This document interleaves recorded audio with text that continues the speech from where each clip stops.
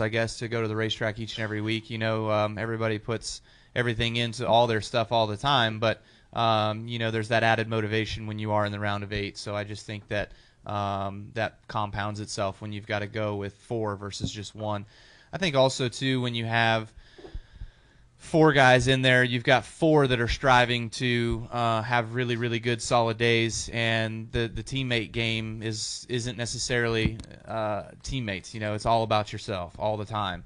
And when you have all 4 in versus just myself being eligible now, I feel like, there's opportunity for me to get some slack cut my way by my teammates, but I wouldn't necessarily ask them to or expect them to.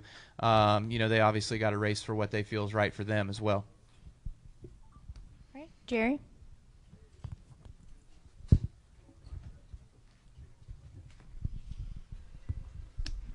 Jerry Jordan, kicking the tires.net. I've got 2. Going into Texas next weekend, your thoughts on that track? Obviously, we know about the repave, but does it pose any tougher problems for you or your team? I wouldn't say it poses any tougher problems. That place has always been fast, and it's always kind of been one groovish around the bottom, and so far it's kind of what we got with the repave. Obviously you hope that with time and age and the asphalt surface that it becomes better, more racy. I'm not sure we're really there yet, especially the time of year we go there now, being in November, and as chilly as it is, it's pretty cool. So there's going to be more urgence to run the bottom all the time. So that's tough. That's always tough for raceability of the racetrack, but.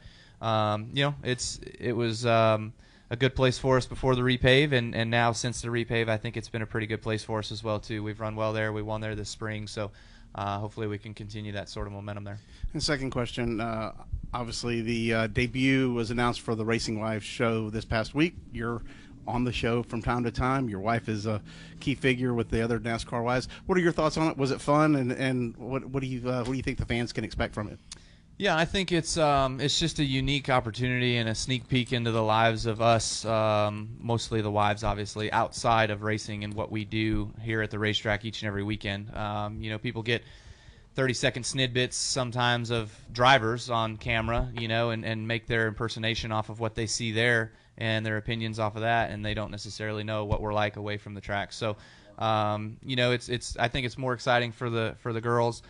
Samantha's obviously huge into the IVF and being an advocate for that, and what we've all had our challenges of conceiving our son, and now with going through the second round for a girl, hopefully.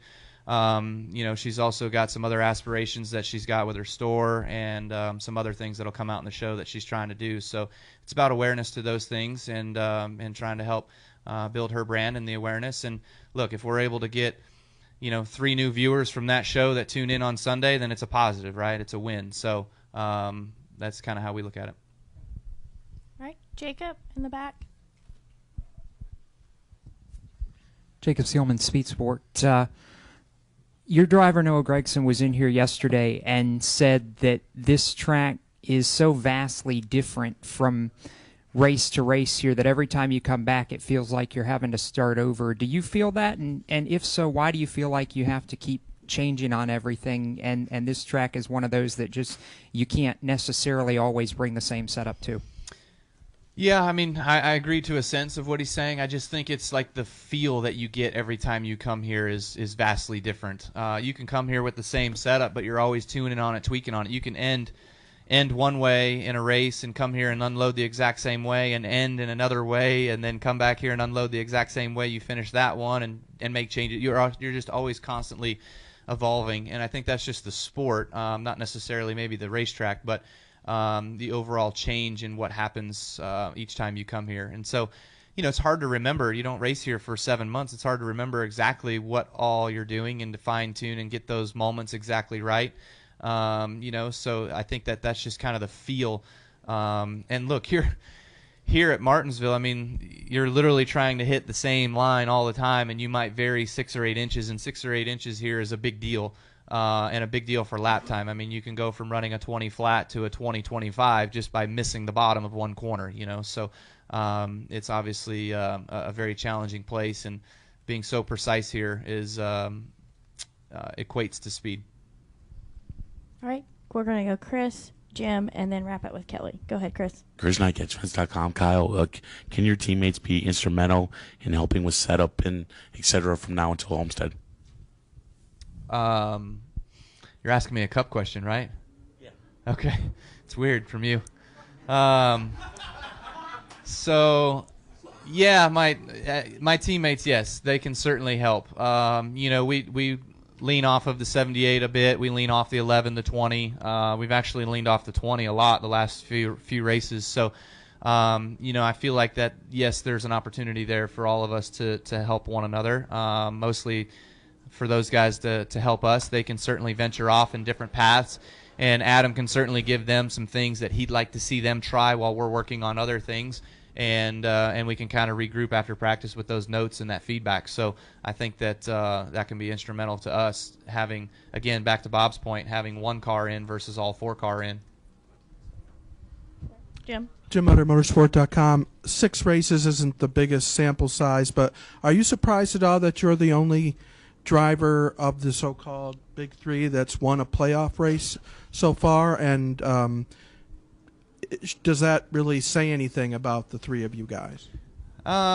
When you look at the grand scheme of things, people look at the list of winners through the year. It shows there hasn't been a Big Three winner. But when you look at the inner depth of how the top 3 have run, I think there's a different story. Harvick was obviously the dominant car, if not the best car at Dover and possibly Kansas, and just had certain circumstances just not go their way to allow them to be able to finish the day how they had been running. So, you look at the 4 car, and he could very well easily had 2 or 3 wins already. And so that's, really, really good for those guys, where Richmond was kind of our best chance for a win, and our best finish at Dover was probably going to be a 3rd. Kansas was probably going to be a 3rd, given Harvick put back to the leader. So it's just it's all relative, I guess, in how you read what the finishing standings were. All right, Kelly? Kelly, CrandallRacer.com. Kyle, with the playoff points that you have now that everything's reset, and with success that you've had at each of these 3 tracks, is this round just, hey, let's just not do anything stupid because we can advance on points if we're smart, or are you guys still going to push as hard as you can, all about points, all about wins? Yeah, I'm not so sure that that you can just advance on points, even in our situation where we're at. With the way that all 8 of these guys have been running lately, there's an opportunity for, let's say, the bottom 3 guys, whoever they are, if they win and Harvick has a better 3 races than we do, he's in on points versus us. So I'm not so sure that situation can happen. I'm not so sure that situation will happen. I hope it won't, but I'd like to think that you still have to go out there and you still have to kind of push the issue to win a race. That obviously just cements yourself and gives you you win Martinsville, you get a couple weeks off almost, and being able to focus and think on exactly what you got to do for Homestead the final week. But even if you don't win those, I think it was 15, we were the last guy through on points to get to the championship round, and we ended up winning it in 15. So however you get there, it's just a matter of getting there and making sure that you're eligible. All right, one more question. Go ahead. Ellen Haro, USA Today. Kyle, more than anyone, you know what it takes to get to the Final Four, having done it each of the past few years. Does that give you extra confidence or make it any easier, or is every year a new year? I believe every year is a new year, but you certainly can't forget what you've done and what's gotten you to that point of being in the championship 4. So I do feel like that the experience that we've had and the times that we've been there, we can lean on some of that and remember some of those bullet points that have given us that success to be able to get to the Final Four and rely on that information over again. Some of these guys that haven't made it there, they've made it to the round of 8 but haven't been able to transfer through. They've certainly learned some of the things of what not to do. But I feel like we've just got to continue of doing the things that we know what to do, and hopefully that all comes to fruition. I mean, you can be racing a guy trying to get to the bottom here at Martinsville and cut somebody off, or have somebody get into you on the exit of the corner, cut your left rear tire, spin you out, and your day's done, and you can pretty much be now on the outside looking in for the next 2 races. So anything can happen. You just got to be smart and figure it all out and kind of play it out, let it come to you as it will. All right, Kyle, thanks for joining us today. We wish you the best of luck this weekend.